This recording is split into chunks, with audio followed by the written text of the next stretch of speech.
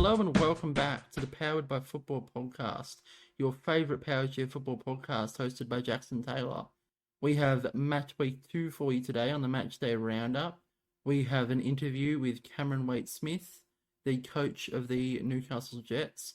We are covering games between the Western Sydney Wanderers and Football St George, as well as the Newcastle Jets versus Hills United.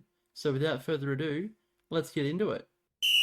In the first game of the day, the championship match between the Western Sydney Wanderers and Football St George, there was some really good pressure at the start of the game from St George, but the Wanderers' defence were holding on quite strong.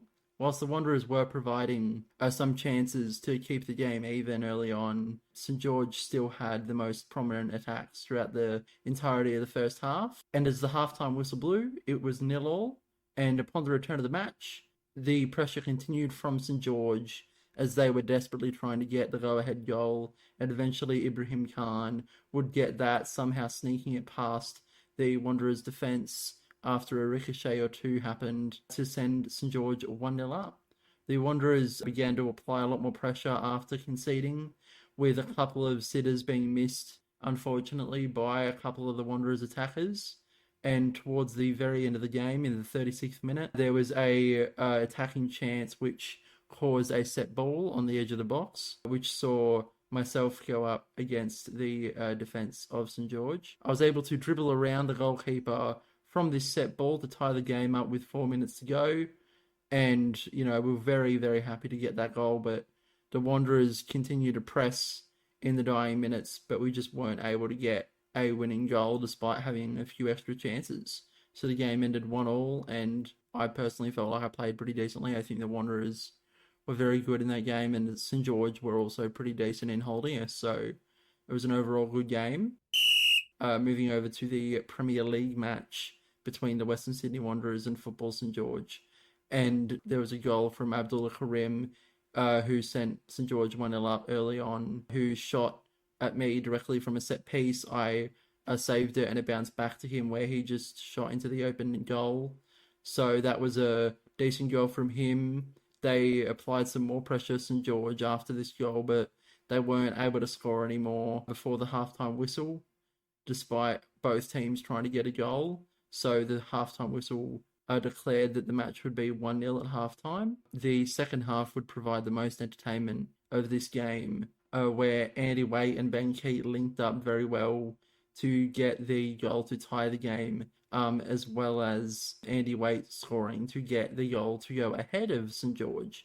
So the Wanderers went 2-1 up fairly quickly after being 1-0 down at the break.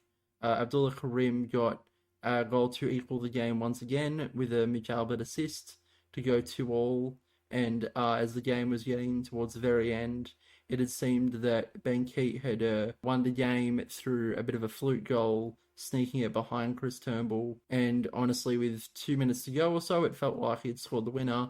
However, Abdullah Karim does what Abdullah Karim does, and after many chances, he was able to sneak it behind myself and Steve Webb on a sideline through just a bit of miscommunication in the defense of myself and Steve, I think. I wasn't really sure what was going on. I couldn't see the ball, so I wasn't sure whether it was a sideline or a corner, and sometimes these things happen. That's football, and you know what? As much as I am disappointed as a Wanderer, I think it was a very entertaining game, and I think this could be a contender for match of the season come the awards season at the end of the season. I said season a lot then.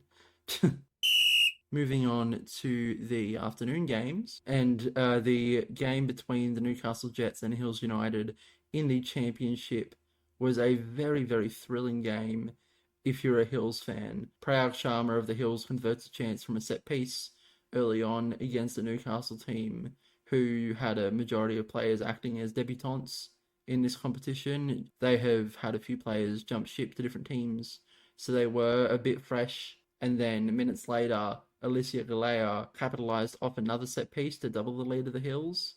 Lockie Ninham continued the bliss for the Hills, dribbling through the Newcastle defence to make it 3-0. And then this momentum, which you can notice both in my commentary or my notes of this game, as well as if you were there watching it, The momentum continued for the Hills as a three-in-the-box chance saw an own goal from the Newcastle defence, making their lead 4-0 at the break. Within seconds of the restart, the Hills' passing play allowed for Lachie Ninham to score a tap-in, sending the Hills 5-0 up. And then Alyssa wriggles the ball through the Newcastle defence to make the Hills lead 6-0. It was just a very, very exciting game for the Hills. I think they did really well. And the goals kept on coming. Lachie Ninham forcing an own goal minutes later to make it 7-0 as he somehow squeezed the ball through their back line. Prayal Sharma got his second as he forced his way through the back line again of Newcastle, making it 8-0. And then Lachie Ninham makes it his team's 9th goal and his 3rd, dribbling once again through the Newcastle team. And then Galea sends her side 10-0, forcing her way through the Newcastle defence.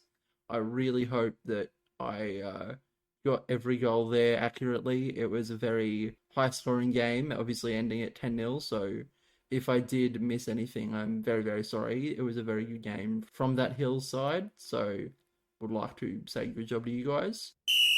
And we're going to move over to the Premiership clash between the same sides, Newcastle Jets and Hills United. And at the start of this game, there was decent pressure from Newcastle, but they were struggling to convert in the opening 5 minutes or so. There was some incredible passing play after that, which saw Chris Astor set Dimitri Leolio-Davis up well, giving the Jets the 1-0 lead. They were having a couple more chances after that, which they weren't converting until a strong free kick from Shannon and Lazark sees the ball bounce off multiple Hills players in a pinball sort of manner to make it 2-0 to Newcastle. A poor clearance from the Hills defence after the halftime whistle lands directly into Jordan Crane, making it 3-0 to the Jets. And then Newcastle pounced on an opening in the defence in the dying minutes with Leolio-Davis assisting Jordan Crane to make it 4-0. So it was a very emphatic win for the winners of the last season's premiership and the runners-up of the APFA Club Championships. I interviewed Newcastle's coach, Cameron Waite-Smith, after their win. Here's that clip. Hi, it's Cameron Waite-Smith. I'm coach of the Newcastle Jets and I'm 28. So Cameron, how do you think the boys went today? Yeah, pretty good.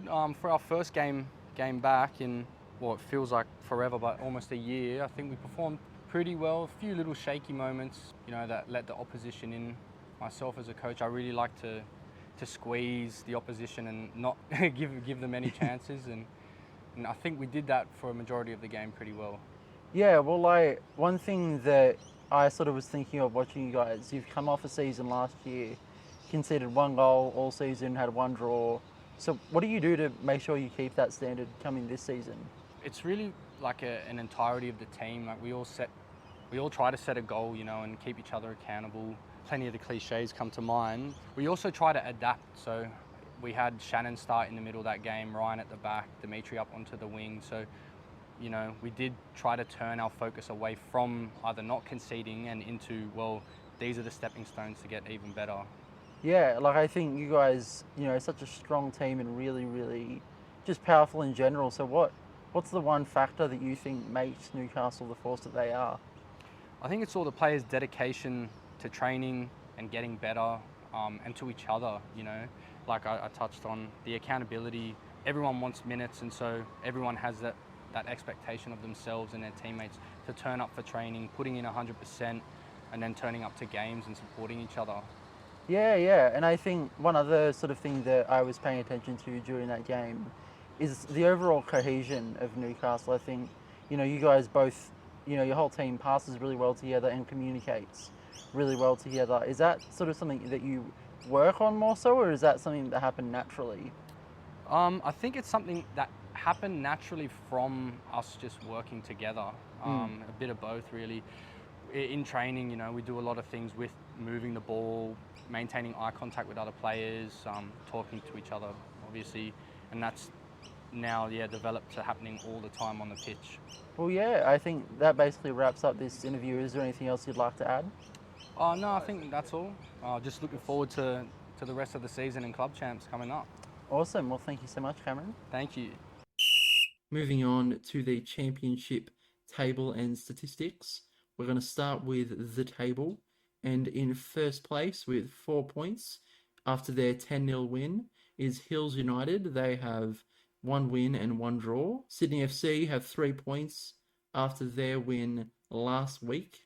They sit on 3 points. Western Sydney Wanderers sit in third with 2 draws and therefore 2 points. Football St George sit on 1 point and in fourth after having 1 draw and 1 loss. And the Newcastle Jets sit in last after their loss over the weekend. Moving on to the goals for the championship, and Alyssa Galea leads that for Hills United. Her 4 goals against the Newcastle Jets sees her perched atop this chart. Lachie Ninham of Hills United sits second after his hat-trick, and a 3-way tie for third between Sydney FC's Riley Brown and George Tiong, as well as Hills United's Prayag Sharma. Moving over to the assist chart, and that is led by Lachie Ninham of Hills United. He has 2. And there's a 4-way tie for second between Football St George's Mitch Albert and Sydney FC's Riley Brown, George Tiong, and Cody Town, all with 1. Over to the clean sheets, and it's a 4-way tie with 1 apiece between Hills United's Lachie Ninham and Bailey Pete, as well as the Western Sydney Wanderers' Jackson Taylor and Sydney FC's Cody Town. Moving over to the Premiership table and statistics, and Football St George and the Western Sydney Wanderers are tied for first currently. They both are equal on the points, goal difference, basically everything, whilst Football St George are top, both on 4 points. Newcastle Jets, after their win, sit in third with 3 points, and Sydney FC and Hills United both have 0 points. However, Hills United sit last due to their lower goal difference. Onto the top goal scorers, and Abdullah Karim's hat-trick keeps him top of the table for goal scorers. His 5 scored so far this season sees him lead for Football St George. Second place currently is held by Western Sydney Wanderers' Andy Waite. He has 3, and a 3-way tie for third between Newcastle Jets' Jordan Crane and Dimitri Leolio-Davis, as well as Ben Key of the Western Sydney Wanderers, all with 2. Over to the assist chart now, and that is led by Football St George's Mitch Albert.